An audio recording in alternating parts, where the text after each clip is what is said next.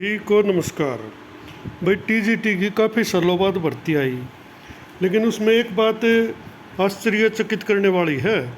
अगर ना तो कोई हिंदी की पोस्ट निकली आरओएच में और ना ही एसएस की निकली, जबकि दोनों मेन सब्जेक्ट माने जाते हैं, इनकी निकलनी भी चाहिए थी, लेकिन नहीं आई भाई।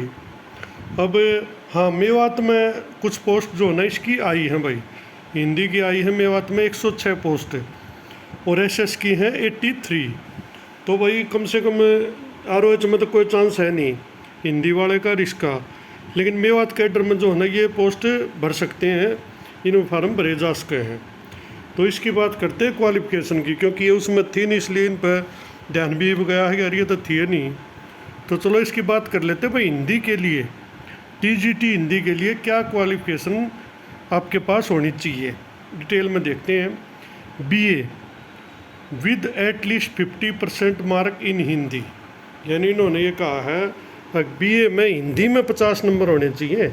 कई साथी फिर पूछेंगे कि जी मेरे बीए में तो 50 है, सब्जेक्ट में कौन है।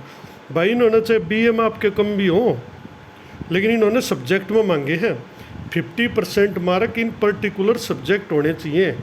और एक बात पॉइंट और आगे, एज एन इलेक्टिव सब्जेक्ट, यानी जो बेसिक हिंदी ले रहे हैं या कोर ले रहे हैं, इसका मतलब वो बाहर हो गए भाई।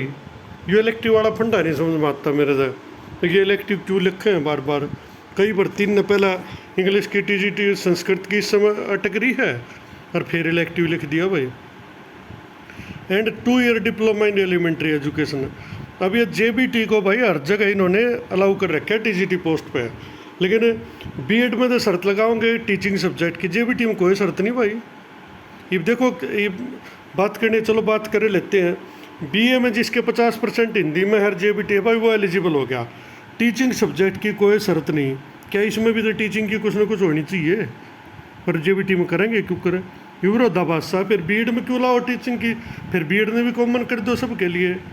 चलो 2 नंबर पर बात कर लेते हैं। BA with at least 50% mark as well as in Hindi as an elective subject and 1 year bachelor in education, यानी 1 साल की बीएड है। ये भी 2 साल का पंगा चल रहा था, इसमें 1 साल की लिख दी। कहते 1 और 2 दोनों साल की लिखते हो भाई इसमें, क्योंकि 2 साल की भी तो बीएड हो है। ये भी एक आधा 2 साल वाला पूछेगा जी इसमें हम एलिजिबल है कि नहीं है, क्योंकि इसमें 1 ईयर लिख दी बीएड। अब बीएड 14-15 से पहले 1 साल की होती थी, लेकिन जब यह नई शिक्षा नीति लेकर आए तो इसमें 2 साल की कर दी। अब हिसाब सर तो 1 साल की भी 2 साल की भी दोनों वाले एलिजिबल होने चाहिए। चलो, BA with at least 45% marks as well as 50% mark in Hindi as an elective subject and 1 year bachelor in education BEd. Senior secondary और its equivalent with at least 50% mark and 4 year bachelor in elementary education BElEd. अभी BElEd में इन्होंने subject की combination नहीं बताया, तो क्या combination होना चाहिए, कितने नंबर होने चाहिए। सर 12वीं के नंबर तो कह दिए 50%, लेकिन बीएलएड में फिर कमी छोड़ दी। ये कोई बाई चांस बीएलएड में मेन सब्जेक्ट मैथ है, उसने भर दिया, फिर ये सिलेक्शन होने के बाद कहेंगे नहीं आपका बीएलएड में मेन सब्जेक्ट हिंदी होना चाहिए। यहाँ पे एक चीज़ क्लियर करनी चाहिए थी। सीनियर सेकेंडरी और its equivalent with at least 50% mark and 4 year BA BEd जो इंटीग्रेटेड होती है। इसी प्रकार BA with at least 50% mark as well as in Hindi as an elective subject and 1 year BEd special education, यानी स्पेशल एजुकेशन की जो BEd है वो अलाउड है भाई 1 साल के। इन केस ऑफ बीएड, अब देखो ये शर्त है वो, Hindi as a teaching subject from a recognised university.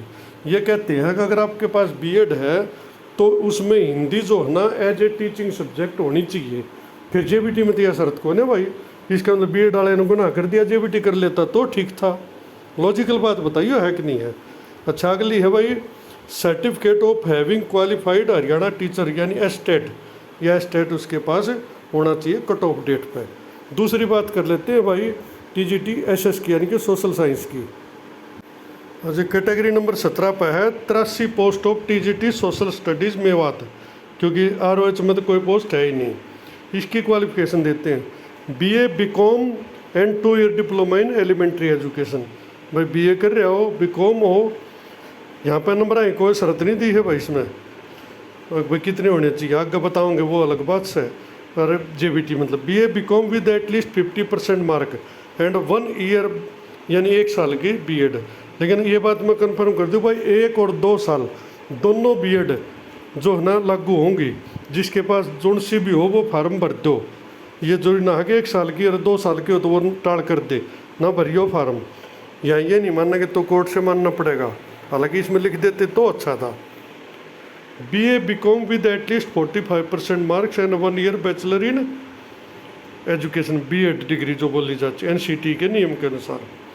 Senior secondary with at least 50% mark and 4 year bachelor in element यानी BLED हर एक में है, लेकिन सब्जेक्ट की नहीं बता रहे भाई। और सीनियर सेकेंडरी 50% और BA BEd यानी कि जो इंटीग्रेटेड BA BEd होती है वो। BA BCom with at least 50% mark and 1 year BEd यानी स्पेशल एजुकेशन की जो BEd है वो अलाउड है। अब देखो इसमें यहाँ पे सब्जेक्ट कम्बिनेशन दिया है, सब इसमें कन्फ्यूज रहे हैं, रो भी जा है भाई। In case of BA BCom in addition to English a combination at least 2 subject with at least 50% mark in aggregate individually in the subject during all the year of study out of the following। इसका मतलब क्या है भाई, कोई भी ये जो 6 subject दिए हुए हैं नीचे, history, political, economics, geography, psychology और सोशोलॉजी, ये 6 सब्जेक्ट में से कोई भी 2 सब्जेक्ट 50% नंबर, उन दोनों में 50 एग्रीगेट नंबर होने चाहिए। और डूरिंग ऑल द 3 ईयर यानी तीनों साल उनमें से कोई भी 2 सब्जेक्ट उसके पास होने चाहिए। इन तीनों में से 6 में से कोई भी 2 सब्जेक्ट उसके पास होने चाहिए, और उनमें कम से कम दोनों सब्जेक्ट जो भी उसमें एग्रीगेट 50% नंबर उसमें होने चाहिए।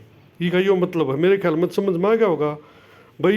एक तो जगह इंग्लिश तो चलेगा, BA BCom in addition to English a combination of at least 2 subject, 2 subject का कम्बिनेशन हो, जो हिस्ट्री पॉलिटिकल हो या पॉलिटिकल इकोनॉमिक्स हो, ज्योग्राफी सोशल, मतलब कोई भी 2 आपस में 2 कोई भी सब्जेक्ट आपके पास BA या BCom में होने चाहिए, या कोई और डिग्री भी हो ना, और उसमें अगर दोनों सब्जेक्ट तीनों साल हों और 50% नंबर भी हों तो आप एलिजिबल हो। अगर नोट चढ़ा है इन्होंने एक, एट लीस्ट हिस्ट्री और geography should have been for all the 3 years of graduation. अब इस बात का मतलब कई निकले हैं, एट लीस्ट यानी कम से कम हिस्ट्री या ज्योग्राफी उसके पास 3 साल ज़रूर होनी चाहिए। और जब ऊपर तो आप लिखना है 2 सब्जेक्ट होने चाहिए और नीचे लिख दिया हिस्ट्री या ज्योग्राफी होनी चाहिए, तो इसका मतलब ये एक से भी काम चल जाएगा। ये इस प्रकार के दोनों पॉइंट छोड़ दें और उसमें कैंडिडेट और हम सब बिचड़े रहे हैं, क्यों करके दिया इन्होंने। तो भाई कुल मिलाकर अगर किसी के पास हिस्ट्री है 3 साल तो वो भी एलिजिबल ही माना जाएगा, क्योंकि इन्होंने कह दिया हिस्ट्री और ज्योग्राफी शुड हैव बीन होने चाहिए। तो अगर किसी के पास अकेला भी है ना वो भी भरो, क्योंकि इन्होंने खुद लिख रखा है, और 2 होता है वो तो एलिजिबल हो गए। अच्छा आगे नंबर 3 पर चढ़ा दिया, in case of BEd social studies as a teaching subject from a recognised university. भाई अगर BEd के आधार पर आप फार्म भरो तो सोशल स्टडीज़ आपका टीचिंग सब्जेक्ट होना चाहिए, और कोई टीचिंग सब्जेक्ट होगा तो आप नॉट एलिजिबल हो जाओगे। हाँ JBT वाला हर एक पोस्ट के लिए एलिजिबल है। अब आप खुद इस पर विचार बताइए अपने भी, JBT वाला सारे के लिए एलिजिबल क्यों करो, उसका BEd वाला क्यों ना हो सकता भाई। सब्जेक्ट है फिर JBT में भी कम्बिन कुछ ना कुछ कंडीशन तो होनी चाहिए, या फिर BEd में ही मत रखो। मेरा सवाल तो यो है। आगे भाई एस्टेट का सर्टिफिकेट होना चाहिए लास्ट डेट पर, और matric with Hindi Sanskrit with Hindi as one of the subject, ये चीज़ें कंडीशन होनी चाहिए। तो कुल मिलाकर भाई काफ़ी चीज़ें क्लियर हुई हैं, लेकिन फिर भी कुछ सवाल तो रहेंगे, क्योंकि उन्होंने खुद ही सवालों को जन्म दे रखा है इसमें। एक तो 1 साल की BEd और 2 साल की BEd वाला चक्कर, फिर ये नंबर वाला पूरा खोल कर नहीं बताते। वैसे सब्जेक्ट के तो भाई हर जगह मांगे जाते हैं, जो भी TGT पोस्ट हो ना उसमें सब्जेक्ट में 50% की तो शर्त रहती है।